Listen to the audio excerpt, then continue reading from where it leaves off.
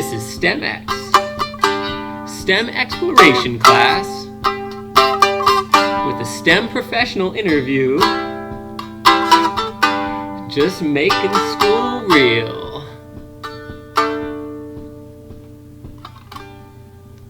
Hi, my name is Zoey VanGordon in the class STEM Education, and today I am here with Dr. Charles Schramm of Port Angeles Veterinary Clinic. And Dr. Schramm, can you tell us a little bit about yourself? Sure. I grew up in Schramm in Port Angeles. I attended Peninsula College and got a 2-year degree at the Peninsula, transferred to Washington State University, where I got a bachelor's degree in veterinary science. From there I went into their veterinary medicine program and graduated with a degree in veterinary medicine. And I've been practicing veterinary medicine for about 30 years now. How do you use science, technology, engineering, and math in your daily job?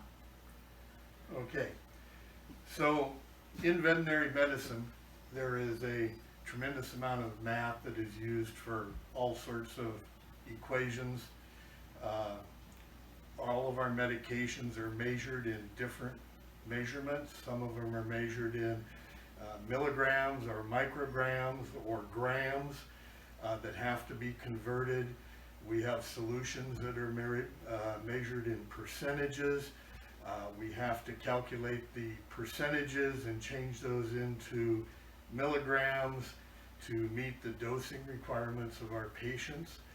Our patients' medication requirements are usually looked up in a book, and that book will have a different measurement for the different medications. So in our fluids, we run those by milliliters or cc's. Those cc's will have a solution in a percentage in them, and that percentage has to be changed into milligrams. And then when we apply these, such as these fluids here, we use a set, an IV set, that is measured in drops. And so we have to convert the drops into milliliters and the milliliters into liters. So medication always requires a tremendous amount of mathematics in it. But mathematics go a lot further than just the medications.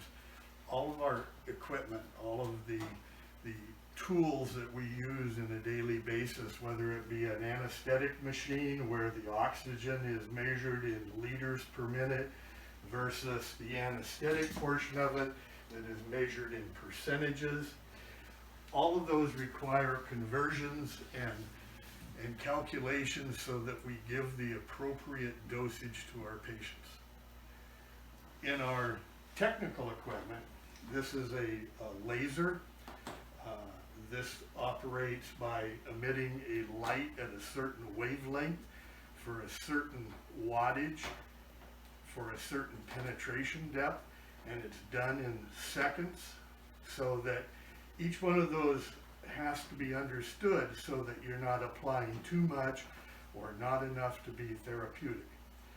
Our ultrasounds, such as this one, operate by an electric current that comes up into this transducer, and this transducer is full of crystalline granules, and that electrical current operates across those granules, which speeds those granules up in what they call the piezoelectric effect, and converts this electrical energy and the mechanical energy of the granules moving into a sound wave. And that sound wave penetrates through the tissue into the body, and you have to be able to adjust those sound waves to get the depth of penetration you want and to get the reflection of those sound waves coming back to this transducer to establish a picture that could be read on the screen. And an X-ray works in a similar manner in the fact that you're using electrical current to generate an electron discharge that shows up on a film or on a digital plate that creates an image on the screen, and all of that is done through mathematical calculations. So on any given day, from the time we get up to the time we quit at night, everything in our life is done with mathematics. Even running our business, we have to be able to calculate out the charges for a specific amount of time that we invest, or for getting a return back on the cost of the equipment and people that operate it. That's all done with mathematics in one form or another. So there is very little in technology, whether it be medical or electronic or anything, that doesn't require a tremendous amount of mathematics. And it's going to be that way for eternity, because all of our advances that we have in science is always based on some mathematical calculation somewhere. Well, thank you for letting us borrow a little bit of your time, and I hope this helped you learn a little more about STEM education, science, technology, engineering, and math. Hi everybody, it's Zoe, and I'm here with my Rottweiler Titan. He's 18 months old and 100 pounds. I'm here to give you a short recap from our interview with Dr. Charles Schramm. Math skills are used multiple times every day. Titan weighs 100 pounds. His medication is 22 milligrams per kilogram. First, we need to figure out how many kilograms he is. There are 2.2 pounds in a kilogram. 100 pounds divided by 2.2 pounds equals 45 kilograms. Second, 45 kilograms times 22 milligrams equals 990 milligrams. So Titan would need 990 milligrams of medication, but the pills come in 500 milligram tablets.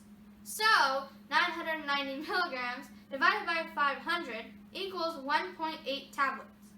You can't do 1.8 tablets. He would just get 2 tablets. Technology. The veterinary world uses more technology every year. From simple things like computers, fax machines, and multi-line phones systems to X-ray, ultrasound lasers, lab machines, and electrocautery units. I hope this helps you understand how STEMX is used in the veterinary clinics and hospitals. Thank you for watching. This is STEMX, STEM exploration class with a STEM professional interview, just making school real.